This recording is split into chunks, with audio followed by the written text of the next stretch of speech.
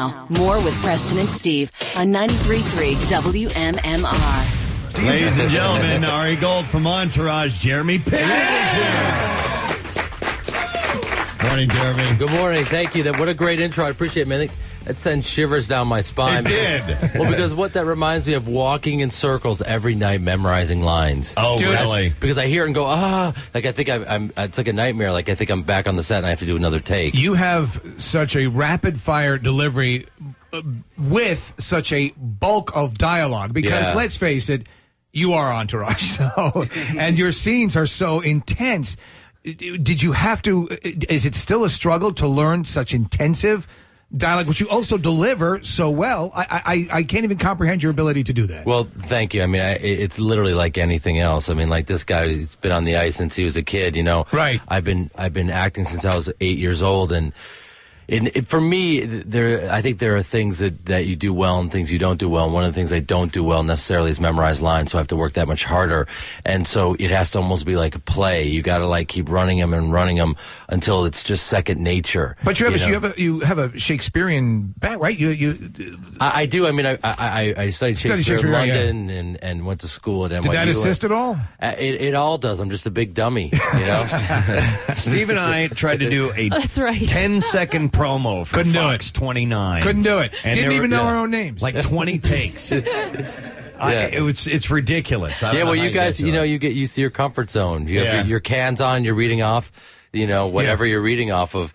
But for me, it's like you got to rise to the occasion every day and make that sound like it's improvised when every single word is written down. This season we just finished. I have a session like that in therapy, and it's double that. Really? And they gave it to me the last second, and the prop guys panicked and immediately started writing up cue cards, and I've never had cue cards in my life, and it made me so furious.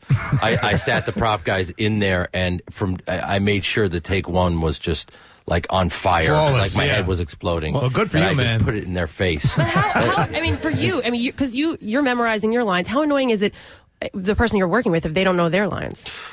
I'm going to plead the fifth on that because like our President Barack Obama has shown us, to take the high road.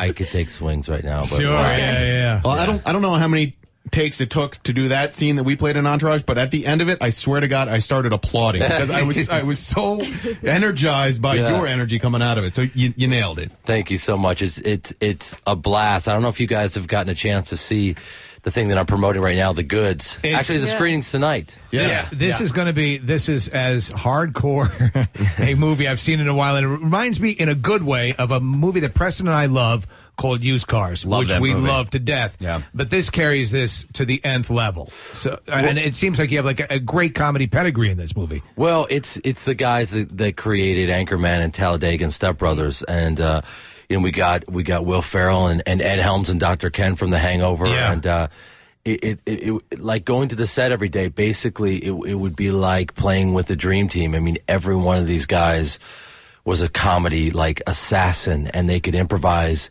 their asses off. Can you say that on radio? Yes, I assume it raises your game, right? It completely raises my game, and I've never, I'm probably 50 movies into it, and I've never had a response like this to any movie I've ever done, including Old School. Do you know what I love about these movies, though? And I love with Old School, for a while, comedy was trying to play it safe a bit, and the dialogue in this movie is the way guys would talk. There are, and I'm not exaggerating here, there are quotable lines that I can't quote here. I mean, I will if you want me to. I'll go to that place. I have no problem. But I was literally, we were in Dallas, and I was sitting next to Tony Romo and Brett Hull, and all these amazing athletes were in the house. And Romo was doing a little dip, and there is a line that a woman says in this movie, and he was laughing so hard he started choking, and I thought for sure I was going to have to do the Heimlich on him, and that I would have this magnificent pro quarterback expire on me. And it was frightening. Absolutely ridiculous. How much gets generated on set when you have a collection of people that adept at comedy? And you're all, I'm sure, biting at the bit to improv. Is it absolutely by the word, or do you take flights of fancy? Well, in the beginning, the first few are by the word, because it's also just happens to be the funniest script I've read since Old School. Right. And then with this particular team, you just completely let it fly. But these guys are and I been doing it for a while, but they're the best out there. So it was both like completely like exhilarating, but also intimidating because Will Ferrell is he's like a complete Hall of Famer. Like when he starts doing his thing, you realize, oh, that's why they pay him a great deal of U.S. currency to speak. Yeah. Because he's a genius. Like every take is completely usable, really funny, and doesn't alienate. Like, anyone can get the joke, which is a really hard thing to do, as you know. Yeah, absolutely. Yeah. I mean, there's one line, and if I say it, will you guys bleep it, or what happens? So do I go to radio jail? Can you paraphrase or say a similar word? Yes, I'll try. Right. Give that a shot. I'll try to paraphrase. All right. I'm selling a car to Ed Helms, and Catherine Hahn, who plays Babs, who is going to be, in my opinion, the next kind of queen of comedy. I've never seen anything like this in my life. The sequence where she's putting the hard sex sell on the car is awesome. That's her. Yeah. She's on fire. And, Ving Rhames goes, if he sells that car, wow, that looks like, that's like a force of nature. That's like a pig going down on a hyena. And then she goes, if he sells that car, I'll eat my own Whoa! Okay, that's the paraphrase. Wait, that was paraphrasing. Yeah. Radio jail it is. Didn't you paraphrase it? You know what, though? Wait, what does paraphrase mean again? Don't worry, John, I dumped out. Our general manager's in here. Wait, what's the fine, John? I got some money on me. It's like $1,200, right? Oh, no. They skipped it up. $250. It's about $350,000. $300,000? Yeah. For what I just said? No. We got it. You're good. Oh. Yeah. We're on a delay. Yeah. Oh. A 40-second delay. Oh, my God. But we're going to isolate that clip and play it again later on because that's a good line. Okay. It's definitely a good But that's the line that made Romo choke. Literally. I swear to you.